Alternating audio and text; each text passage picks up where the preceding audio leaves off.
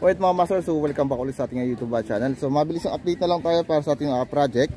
So yun mga master, so bali katatapos lang natin i-layout dito yung lahat ng ating mga linya. So apat po yung natakal natin dito. So CCTV, solar, electrical, yung layout para sa sa ground floor, SPO, mga SPO natin, tsaka yung sa ating outlet, tsaka po doon sa ating Ethernet port. So marami-rami pala.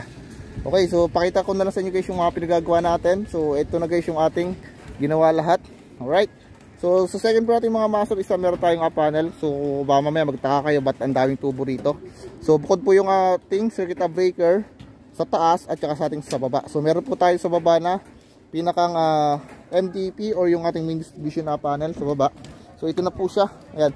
So una po yung ginamit natin dito ng PVC pababa ron sa mismong main natin. Okay. So dito lahat tatakbo yung ating linya. Right mga master. So abangan nyo na po yung mga separate video natin para dito. So para makita nyo kung ano po yung pinagawa natin dito. So ayan. Tapos na. So by tomorrow na po yung schedule ng ating buhos. Ayan.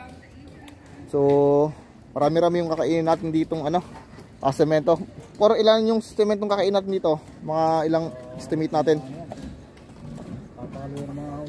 80. So estimated na ating semento na kakainin dito isa, baka po possible abutin po ng mga 80 bags of cement. Yung kapal lang ating flooring dito sa ating mga kwarto isa 15 cm. So pera na lang dito sa ating terrace, so mababa lang 10 cm, lalo na rin sa ating CR. So nakadrop na, halos pantay na lang doon sa bakal. Okay, so meron tayo kasing bathtub doon. So kailangan pababa yung ating tubig. So i-clever natin. So kasabay bukas mga master yung ating rito, canopy. So sasabay na rin natin sa buhos to. Alright, so yun mga master, natapos din sa wakas yung naggagawa natin dito. Okay, so update na lang tayo by tomorrow sa ating buhos. Okay, thank you po.